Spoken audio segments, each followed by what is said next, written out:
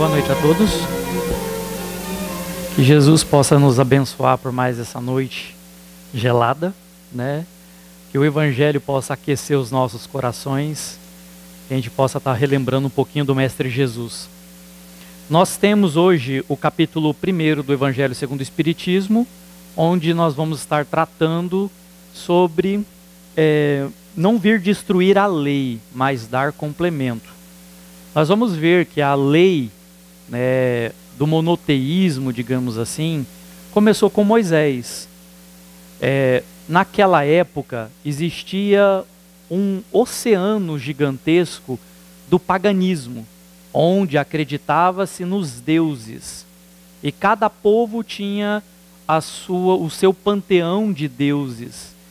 Aí o povo hebreu, quando foi formado por Abraão, já com a ideia de um Deus único, começou a se organizar, mas mesmo assim tinham dificuldades nessa organização, pois não tinha uma lei que regulamentasse o conhecimento, como enxergar Deus, e com isso poderia se desvirtuar. Eles tinham os profetas que trouxeram orientações, mas mesmo assim faltava a primeira revelação, o grande legislador, que foi desbravar um conhecimento e trazer um conhecimento que até hoje serviu de base para todas as religiões cristãs que nós conhecemos. Quando Moisés então sobe à cordilheira do Sinai, e ali ele recebe os 10 mandamentos, ele trouxe a primeira etapa da lei de Deus à terra. Então aqueles 10 mandamentos a um povo, àquela época embrutecido, eram mandamentos muito sucintos, eram coisas objetivas, não conseguiam dilatar a compreensão, pois àquela época tinha que ser o mínimo possível para que eles pudessem compreender. Mesmo com isso, quando Moisés sobe à cordilheira do Sinai para receber os 10 mandamentos, quando ele desce após 40 dias, já tem um bezerro de ouro, e o seu próprio povo já está adorando um Deus no formato de um bezerro. Moisés então vem com a tábua dos mandamentos e traz então a primeira regulamentação religiosa para o povo hebreu. Nós vamos lembrar que vários povos deixaram escritos muitas vezes, ou na pedra, ou em estela que a gente fala, como o Código de Hammurabi, onde foi colocado a lei do olho por olho, dente por dente, que era a lei de Talião. Então todo o mal que eu fazia a uma pessoa, a família daquela pessoa que foi prejudicada tinha o direito de fazer o mesmo comigo. Então tudo isso era para tentar barrar. Por que foi escrito em pedra? Porque antigamente eu era rei, eu apagava a lei. Não, agora no meu reinado funciona assim. Então já era uma outra lei. O próximo rei que viria já fazia a lei dele, da cabeça dele. Então o povo não se adaptava. Porque ele estava começando a compreender uma lei, chegava uma lei nova. Então Hammurabi coloca na pedra para que ficasse aquele código ali, tentando mostrar para eles, por medo, não por amor, mas por medo, não vou fazer mal a ninguém, porque pelo Código de Lei de Talião, olho por olho, se eu faço mal a alguém, a família ou a sociedade tem todo o direito de cobrar da minha pessoa, da mesma forma que eu fiz a alguém. Então por isso eles começam a respeitar por medo. Vem Moisés e também depois ele traz a forma de um Deus ainda punitivo, de um Deus que se ira, o Senhor dos exércitos, aquele homem que era sim, sim, não, não, não era um Deus de amor ainda, porque aquele povo ainda como crianças necessitava de imagens fortes que amedrontasse para que ele se comportasse diante das leis de Deus. Ainda estava no desenvolvimento do intelecto religioso. Eles não estavam preparados ainda para suportar a lei sublime que Jesus viria trazer a seu tempo. Desde o início, quando a Bíblia começou a ser escrita, até chegar a Jesus, passaram-se milhares de anos. Do último profeta até Jesus, 400 anos sem ter nada, nenhum profeta, nenhuma voz. Israel emudeceu. Não tinha uma voz, nenhum representante de Deus por 400 anos.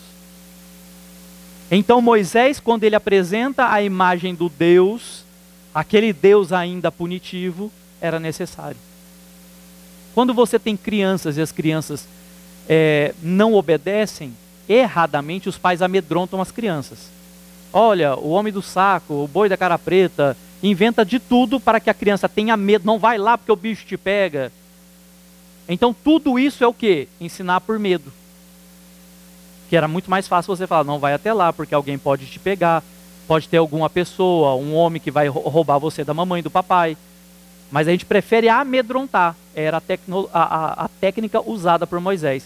Apresentar um Deus ainda bruto, ainda vingativo, que nós vemos até hoje irmãos de outras religiões falar, a mão de Deus pesará sobre você. Porque a ira de Deus cairá sobre a sua vida. Então ainda tem a visão do Deus do Antigo Testamento. Mas quando nós vamos ver ali Jesus, que aí já vem a segunda revelação, a primeira grande revelação veio com Moisés, depois a segunda grande revelação vem com Jesus. Jesus vem trazer para todos nós agora o Deus de amor.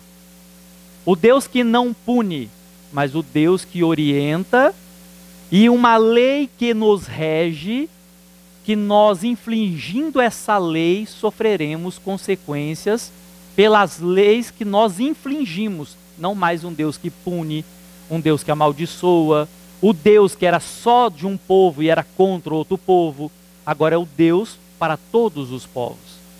Primeiramente ele traz as orientações aos povos, ali os judeus, mas depois leva aos gentios, ele leva a informação aos estrangeiros, não restringindo somente ao povo escolhido, porque até hoje os israelenses, descendentes dos judeus antigos, eles também se acham o povo escolhido até hoje, porque realmente Deus escolheu os seus antecessores, os hebreus, depois os israelitas, essa mesma nação para receber a primeira revelação, porque era a única sociedade monoteísta da época.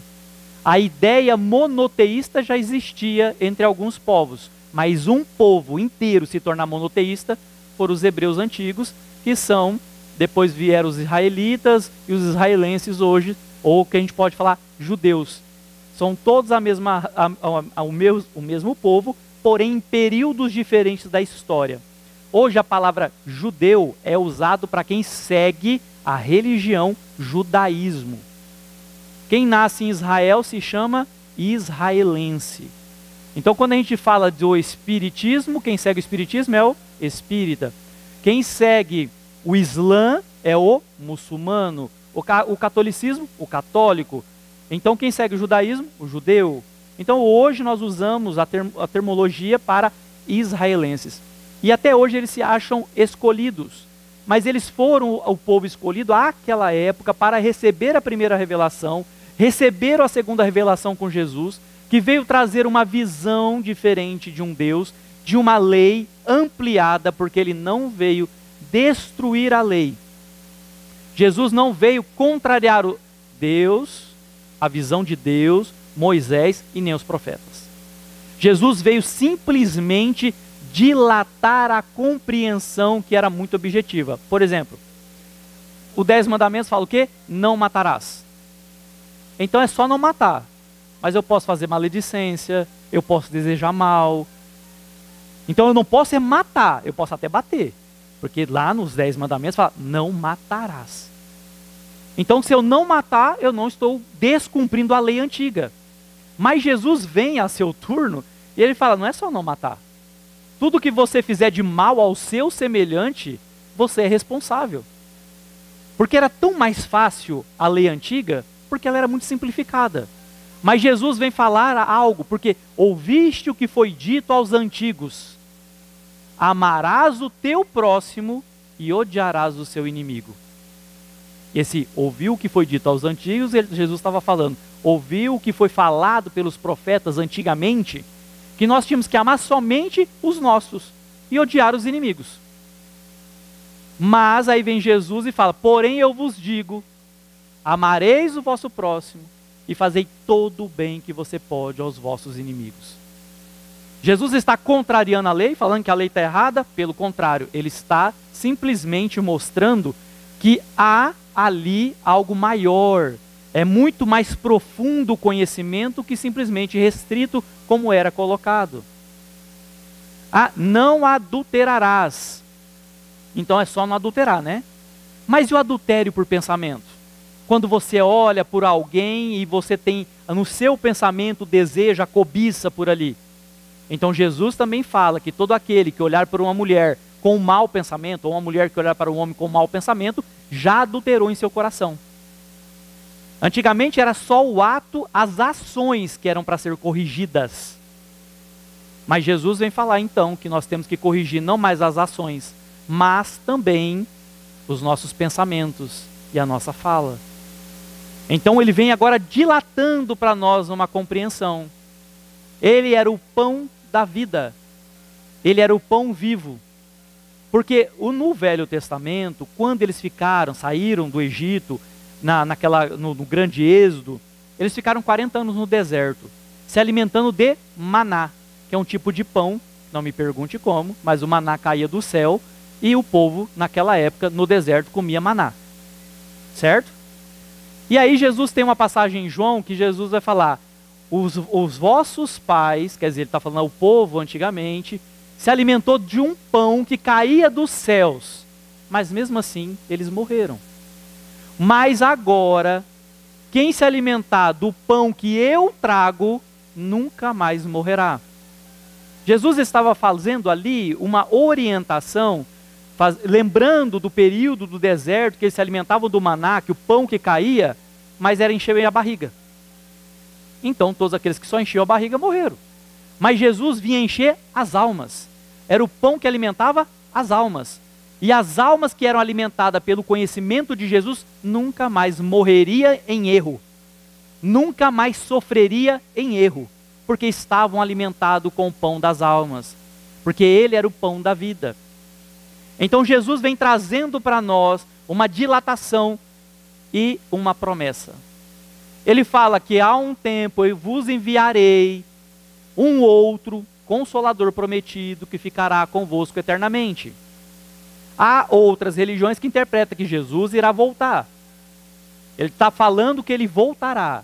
Mas nós, espíritas, entendemos que essa promessa de Jesus se cumpriu em 1857 com o advento do Espiritismo, a terceira revelação. Então nós tivemos Moisés, Jesus e agora o Espiritismo. O Espiritismo não está personificado em uma pessoa, em um líder, como foi Moisés e como foi Jesus, mas uma religião.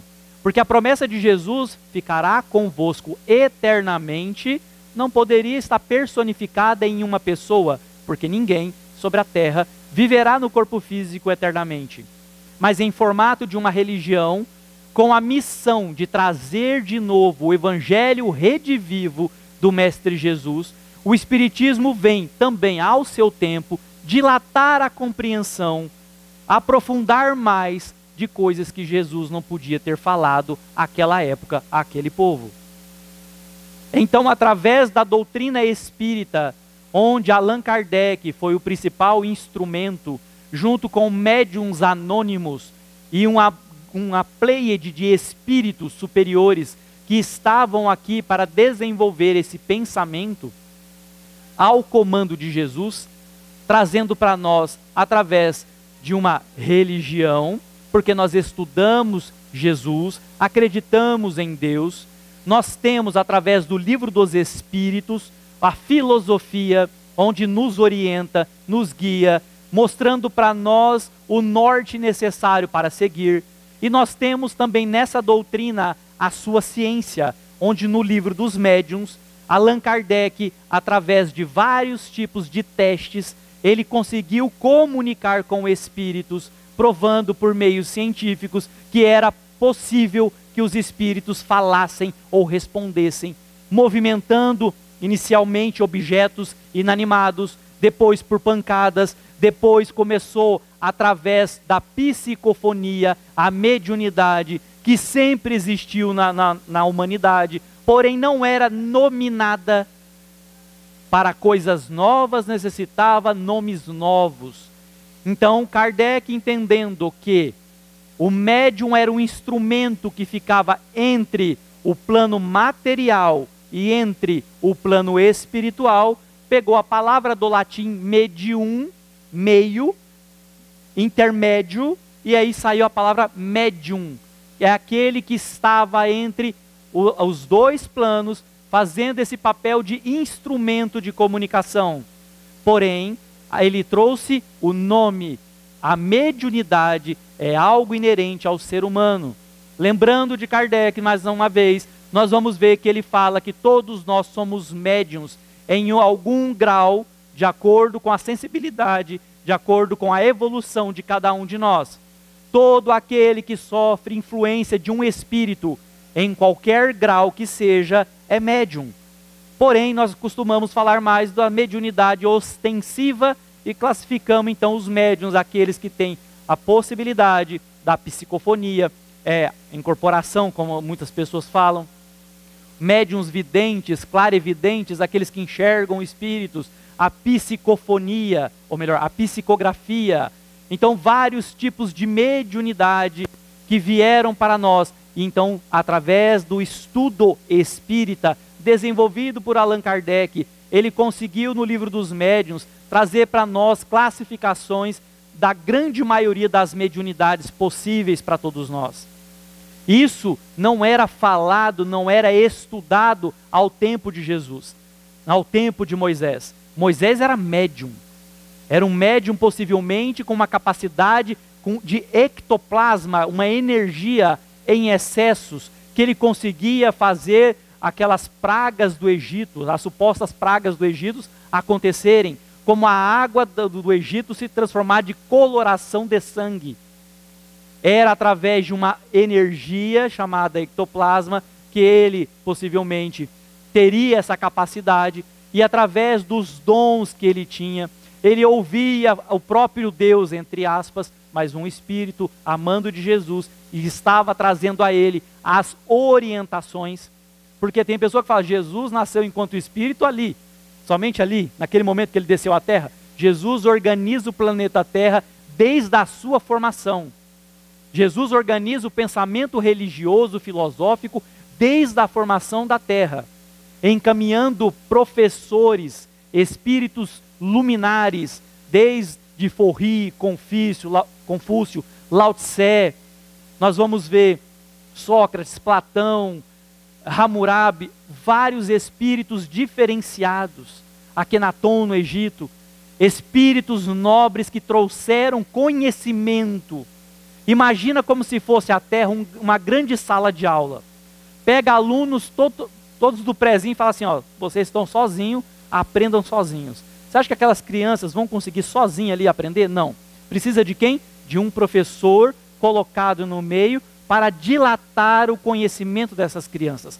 A mesma coisa foi Jesus na organização do planeta Terra, encaminhando o pensamento, ou melhor, pensadores para desenvolver o pensamento da humanidade, para que ele viesse ao turno e desse a sua contribuição, não só por palavras, mas o maior exemplo que já passou pela terra, e não acredito ver outro igual Jesus, similar a Jesus, na capacidade mediúnica, intelectual, na capacidade de equilíbrio que ele tinha. Há pessoas que falam, mas Jesus se irritava. Aí é a sua compreensão da leitura. Mas Jesus expulsou os vendilhões do templo. Tem uma passagem onde Jesus chega ao templo e era um local de câmbio. Tinha até casa de câmbio dentro do templo. Imagina que a casa espírita e ali na porta tem a casa de câmbio. Você trouxe dinheiro de onde? Vamos trocar a moeda? Para quê? Para que você pegasse aquele dinheiro e comprasse animais para sacrificar ali dentro. Porque quando todo mundo se juntava para a Páscoa, as pessoas vinham ali para fazer os seus sacrifícios. Imagina, a pessoa morava longe, vinha de outra cidade, trazendo um boi para sacrificar. Não, então era mais fácil já chegar ali, só pagava e comprava o boi. Então a casa de Deus virou uma casa de comércio, uma casa de câmbio, uma casa onde os próprios sacerdotes que eram responsáveis lucravam. Porque se eu trouxesse um boi, o sacerdote falava, esse boi não serve para sacrifício. Eu tinha que descartar o boi e comprar o boi que era oferecido ali. Então era um comércio. E Jesus expulsa, mostrando o cumprimento da lei. Pois era previsto no Antigo Testamento que o Messias, o enviado de Deus, quando chegasse à terra, ele teria zelo pela casa de Deus. E Jesus então, com aquela atitude, estava cumprindo a profecia antiga de cumprir o zelo pela casa de Deus. Ele não bate ninguém, ele não quebra nada. Simplesmente, segundo Haroldo Dutra Júnior, ele vai estar falando que Jesus pegava algo, tipo uma vareta ali, para tocar animais, porque estava cheio de animais dentro do templo. Animais que iam ser sacrificados. Então Jesus toca os animais e as pessoas dali de dentro, mostrando e limpando a casa do comércio, da prostituição, dos costumes. Jesus então faz esse movimento ali dentro, mostrando e limpando. Então nós temos muitas atitudes que nós lemos a letra, mas não buscamos o espírito por trás da letra, não buscamos a compreensão do acontecido, fazendo o link com o que era predito pelos profetas. Imagina, Jesus é o Messias, mas aí os profetas falavam, o Messias fará tal coisa. Aí Jesus vinha e provava. Mas o Messias entrará em Jerusalém montado numa jumenta. E Jesus entrou no dia de Domingo de Ramos montado em uma jumenta. Então ele foi cumprindo tudo aquilo que foi predito no Velho Testamento pelos profetas antigos. Mas aí então, quando nós chegamos à doutrina espírita, essa doutrina que nos acolhe hoje, que nos consegue tirar o jugo pesado que nós carregávamos, muitas dores são amortecidas pela compreensão da eternidade, da reencarnação, da imortalidade da alma, da pluralidade dos mundos habitados. Graças a essa doutrina, nós conseguimos entender que nós fazemos parte de um grande projeto para as almas humanas, que o nosso intelectual não vai se perder com a desencarnação, mas nós, tudo que nós estamos aprendendo, na soma das várias reencarnações, vem acumulando em nossos espíritos para outras etapas futuras. Um exemplo muito claro que eu gosto de citar é do médium espírita Divaldo Pereira Franco, que há muitos anos atrás, na França, ele foi um grande escritor. Reencarna depois um grande médium. E agora vem para a doutrina espírita, sendo um grande escritor e um grande médium. Então, primeiro ele vai sendo escritor, na outra ele foi um médium, agora ele é médium e escritor. Ele estava se treinando, ele estava sendo preparado para um projeto dentro do cristianismo, dentro da doutrina espírita. Então todos nós que aqui estamos hoje, nós enxergamos a brevidade da nossa vida. Nós não enxergamos com o olhar dilatado dos espíritos, que desde quando eles nos resgataram, talvez no umbral, quando a gente estava em sofrimento, trouxe nós para reencarnar. E aí já está programando essa encarnação. Se ele não falir, na próxima encarnação ele já pode fazer isso. E na próxima ele já terá essa condição. Eles têm uma programação. Depende de cada um de nós nos adaptar à programação. Porém, com isso, nós não somos determinados, pois o determinismo não existe na doutrina espírita. Porque nós temos o livre arbítrio, o direito de escolha que nós temos de caminhar com liberdade sem a interferência de Deus. A espiritualidade nos orienta, mas ela não nos obriga a fazer o bem ou o mal. Nós recebemos a orientação e através do livre-arbítrio nós vamos caminhando. Se tudo ocorrer como a espiritualidade programou, nós vamos passando de encarnação após encarnação. Se nós mudarmos o curso, com certeza eles devem ter um plano B, um plano C, mas nós não estamos aqui desamparados. A impressão que nós temos é que a cegonha passou lá, pegou a gente bebezinho, jogou aqui e foi embora. Acabou tudo. Nós não temos ninguém por nós.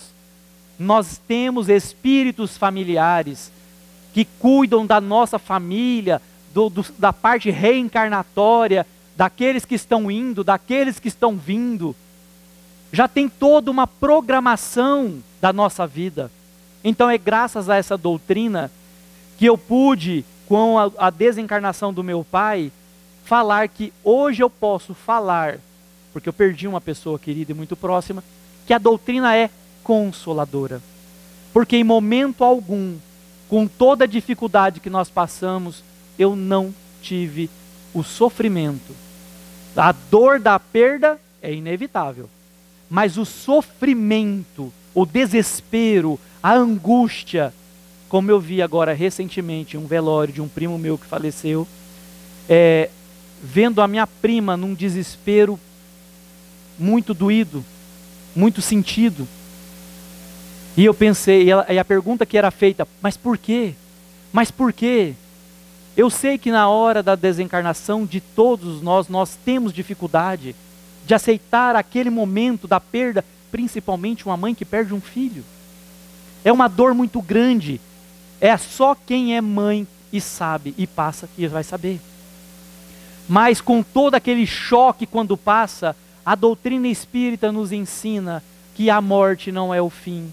Ela nos enche de esperança que nós vamos reencontrar. Que aqui é um estado transitório e momentâneo da nossa existência. Aqui é comparado como uma grande escola, um grande hospital e uma grande prisão. Espíritos refratários estão colocados aqui. Espíritos doentes, enfermos da alma, estão aqui conosco. Mas também é uma grande escola que nós estamos aqui para uns auxiliando, uns aos outros. Nós podemos aprender também e evoluir. Então aquele que hoje desencarna, talvez onde a gente acredita ser muito cedo, ele simplesmente está cumprindo aquela programação que ele tinha. Imagina aquela pessoa, aquele homem que cometeu um crime e ele foi condenado a 30 anos de cadeia.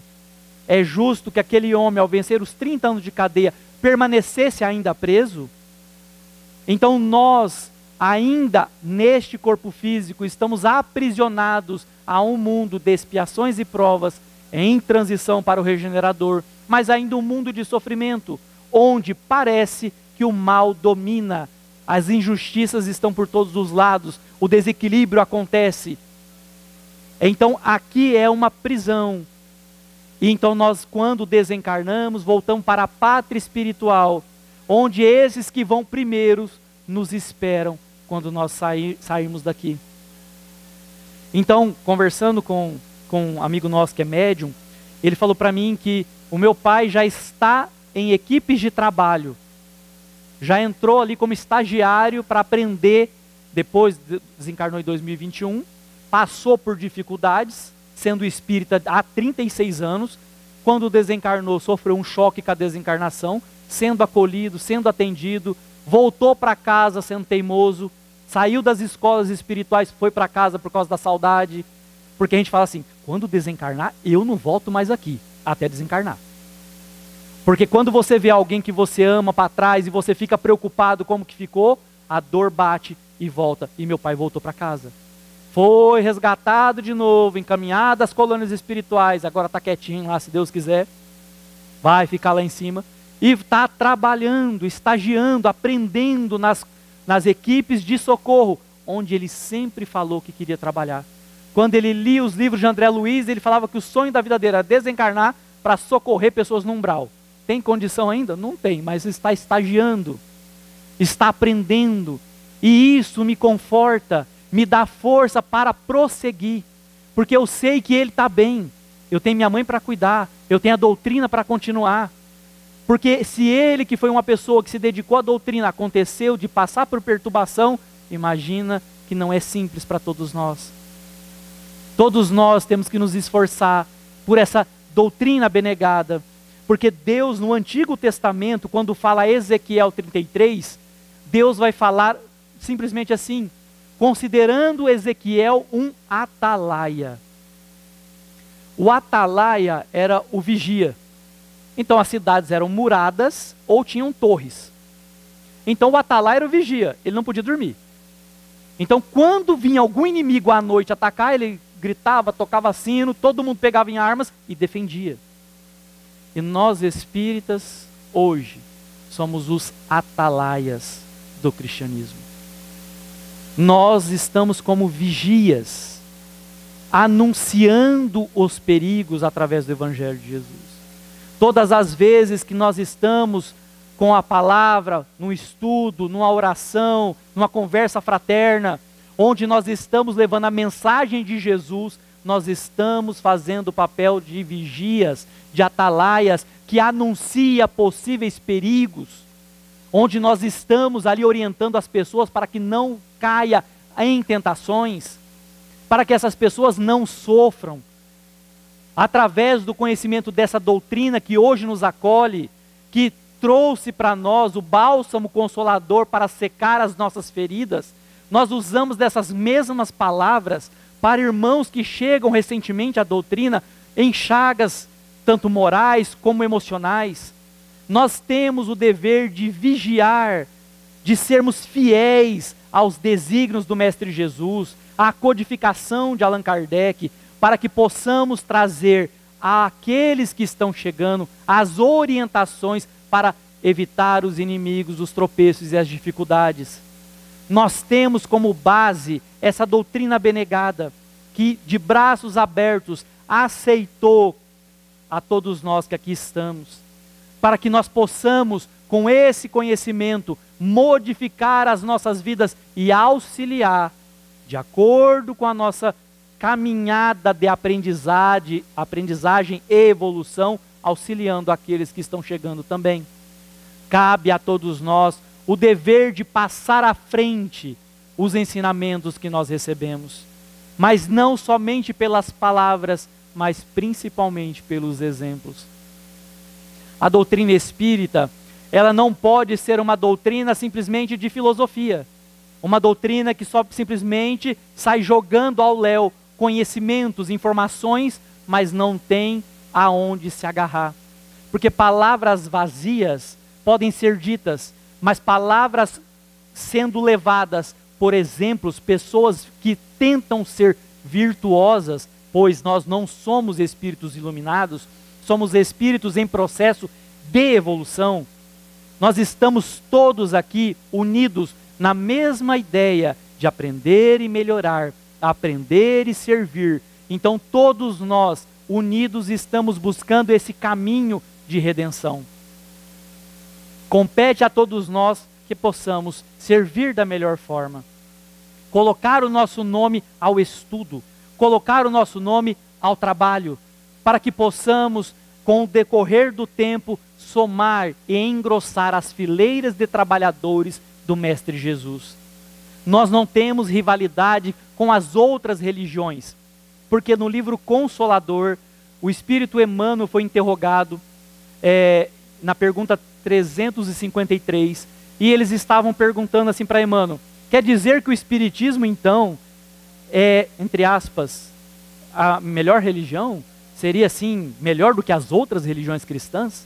E aí Allan Kardec fala que o dever é quando, como Jesus falava que ele não veio destruir a lei antiga, o Espiritismo não vem também destruir a lei do Cristo, nem a lei antiga, mas exemplificar, mostrar, dilatar o conhecimento de uma forma um pouco mais aprofundada, porque já é tempo de nós conhecermos, mas não nos coloca em momento algum como melhores do que os outros irmãos das outras religiões.